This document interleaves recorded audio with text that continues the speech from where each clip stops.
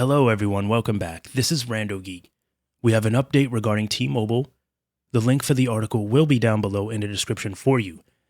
Mike Sievert was asked at the Q4 2023 conference call whether or not there are any plans for price increases. Mike answered by saying customers and businesses are in an unprecedented era of value, with more data and faster speeds than ever before. He goes on to say that there's tremendous value being given to customers in this category. And if there are ways for us to find optimizations in terms of how we deliver that enormous value so that we can be more competitive and more efficient at how we operate, including looking in our rate card and looking at our rate plans and looking at our current policies and procedures, he says we'll find those opportunities. So in a nutshell, plan increases are definitely in the cards at T-Mobile. How these plan increases will come at us is a different story. Will they happen on their postpaid plans? Will they increase plan prices for, say, Go 5G, Go 5G Plus, or whichever plan it is? Will they do something like Verizon did?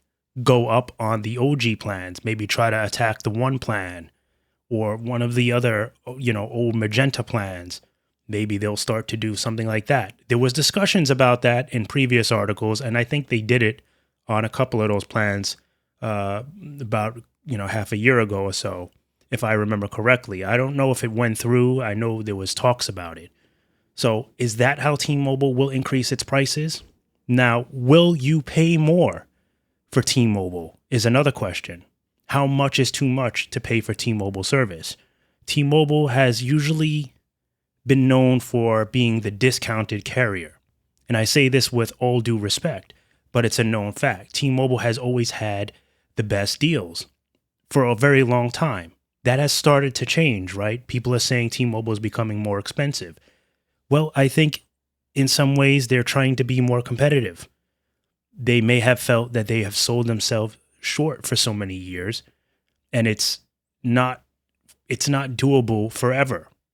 When you pinch so much, you don't have much left to offer, right? When you skimp yourself that little and your profit in return is so little compared to what your competitors are, it's not good, right? So even though they're a profitable company, when they're balancing out their books every year, there's a lot of money that's being lost because they're not charging enough. And when you take account for all the things that go on, random lawsuits, advertisements, every time there's a data breach, they have to pay millions upon millions in court. So those aren't small random lawsuits. Those are massive lawsuits that eat up a massive amount of your profits. And that's for any business. So I don't know how these prices will come at us. We didn't get definitive answers, but we know that they'll come. And, what Mike said is actually a very good answer. He has to look at, the policies and procedures. Obviously, that means he wants to see what he can get away with.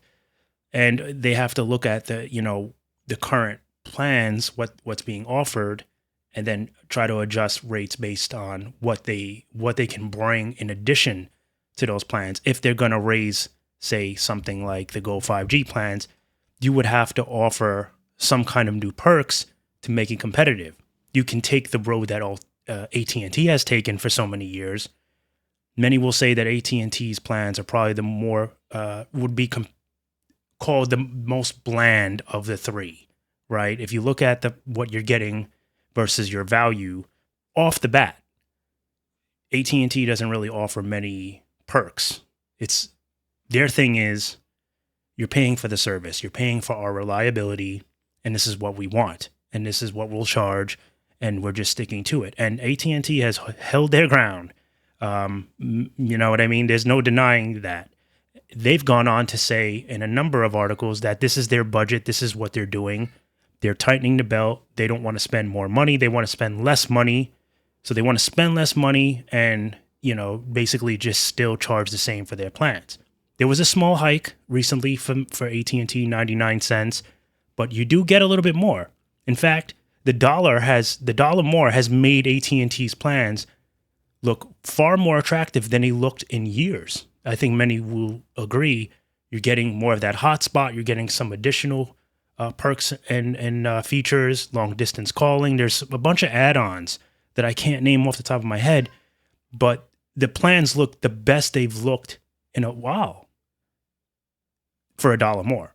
So if T-Mobile does something like that, then that might actually bring them even more customers. So we'll see how this goes. I guess the original question is like, how much would you pay for T-Mobile? And do you think going up in prices, as well as shying away from the old Un-carrier way of doing business and starting to become more carrier-like, you think that's smart for T-Mobile? Do you think that that will work? Or do you think that it's just going to basically blow up in their face? Do you think customers will never take T-Mobile as serious as Verizon and AT&T?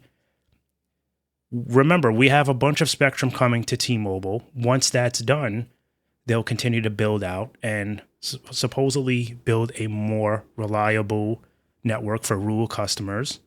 They'll bump up that home internet access. Maybe T-Mobile knows this, and that's why, of course, plan increases are in the works. Not to say that they wouldn't be in the works anyway. They're in the works for everybody. Like, all companies are pretty much being forced to raise prices whether they want to or not, because there's a lot of things going on. You know, to offer some of these perks, such as Disney Plus, etc., they have to make deals with companies like Disney. And Disney throws tantrums every now and then and wants an unprecedented amount of money sometimes to be able to use their products. But then sometimes they'll throw you a bone if you're a wireless carrier like Verizon and help you out a little bit. But that's not always the case. So it really depends on what you can get. And they also, you know, companies have to see, you know, they have to basically take a poll and see what customers are interested in. What would they spend money on? Netflix has been a massive hit for T-Mobile for such a long time. And now there's some changes with that. So they might actually lose clients. They've certainly dumbed down the Go 5G plan. You can't even get Netflix on that plan. So I you know, maybe adding something, you know, as an alternative, like Hulu back, which they are offering that for customers that are on the legacy plans, but it's not on the new plan. It's not on the Go 5G plans. It's on the Go 5G Plus or Go 5G, the other Go 5G one. But yeah, I don't know. Very interesting to see where this will play out, what their next move will be, how much, and I guess where those price increases will show up. Whether or not, like I said, it'll be on postpaid, prepaid, or maybe even go after some of the OG legacy plans. Anyway, any updates that I get, I'll definitely let you know. We'll definitely update you with that. I'm keeping my eye open for those plan increases and news regarding that. As always, thank you guys so much for stopping by and watching. I'll catch you in the next one. Bye for now.